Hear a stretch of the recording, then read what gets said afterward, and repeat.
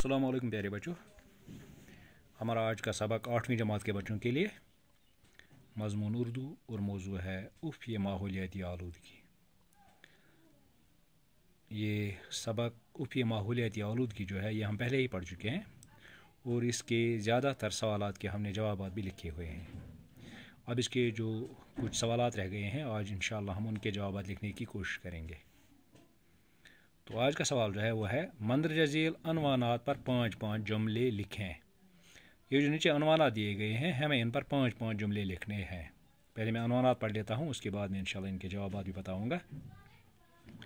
पहला है अगर पानी न हो तो क्या होगा, यानी कि अगर ज़मीन पर पानी नहीं होगा तो फिर क्या होगा, कौन कौन सी परेशानियाँ होंगी, किस किस किस्म के मसाइब उठाने पड़ेंगे, या ज़मीन पर कोई जिंदा रहेगा भी या नहीं रहेगा, तो ये हमें लिखने हैं इसमें। नंबर 2 है शोर और संगीत में क्या फ़र्क है। शोर और संगीत दो अलग अलग चीज़ें हैं, इनमें फ़र्क क्या है। ऐसे ही नंबर 3 है हम कैसे महसूस करते हैं कि हवा ताज़ा है या गंदा। हमें कैसे पता चलता है कि हवा ताज़ा है या गंदा है, हवा आलूदा है या ठीक है। नंबर 4 जब शोर होता है तो आपको क्या महसूस होता है। जब हर तरफ से शोर हो, आवाज़ बहुत ज़्यादा बुलंद हो या आवाज़ें ज़्यादा आ रही हों तो क्या महसूस होता है। तो पहले हम इन्हीं के जवाबात लिखेंगे, आप ध्यान दीजिएगा। मैं पढ़ लेता हूँ। पहला है अगर पानी न हो तो क्या होगा। उसका जवाब है नंबर 1 ज़मीन पर रहने वाले हर जानदार का खात्मा होगा। नंबर 2 ज़मीन पर कोई भी फसल न उग पाएगी। नंबर 3 जंगलात का नामो निशान मिट जाएगा। नंबर 4 दरख्त और पौधे सूख जाएंगे। नंबर 5 ज़मीन पर कोई तामीराती काम नहीं हो सकेगा। तो ये था पहला अगर पानी न हो तो क्या होगा, उस पर हमें 5 जुमले लिखने थे। अब एक और है शोर और संगीत में क्या फ़र्क है। इसका जवाब नंबर 1 शोर से इंसानी तबीयत बिगड़ जाती है। नंबर 2 संगीत से इंसान को आराम पहुंचता है।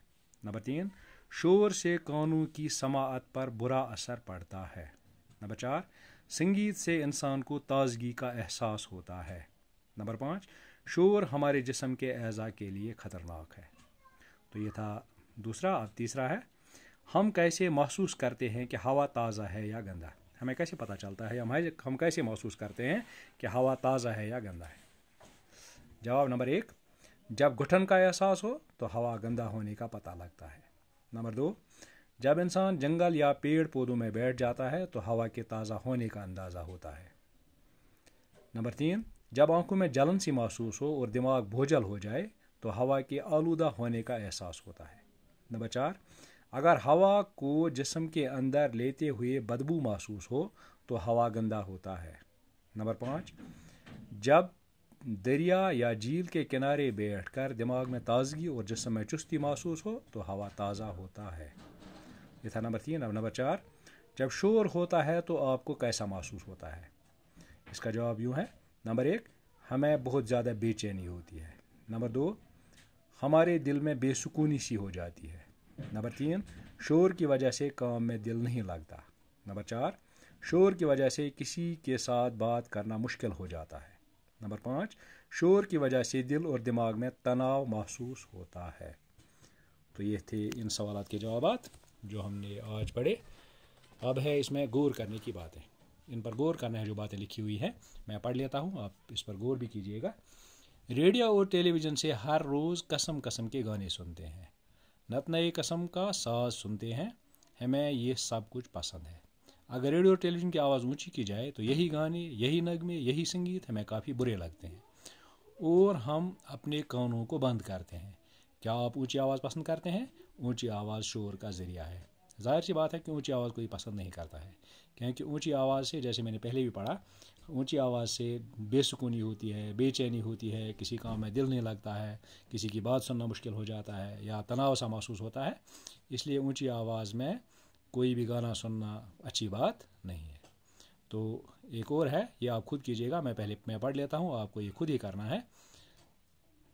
जहाँ आप रहते हैं वहाँ कितनी आलूदगी है, इस तजुर्बे से खुद मालूम करो। आपको ये तजुर्बा करना है, आपको ये पता लगेगा कि आप जहाँ पर रहते हैं वहाँ पर कितनी आलूदगी है।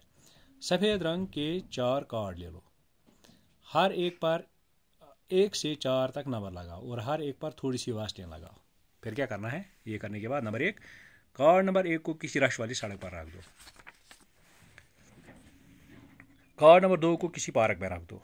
कार्ड नंबर 3 को अपने स्कूल में रख दो। कार्ड नंबर 4 को अपने क्लासरूम में रख दो। कार्डों को किसी मखसूस जगह पर टेप या धागे से बांध लो और दिन और वक्त नोट कर लो।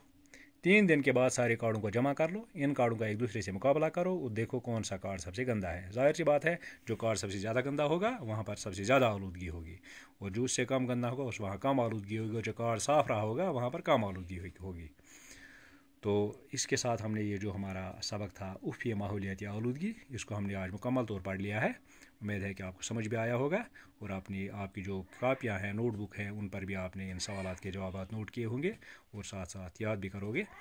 आज के लिए इतना ही, शुक्रिया। अस्सलाम वालेकुम व रहमतुल्लाहि व बरकातुहू।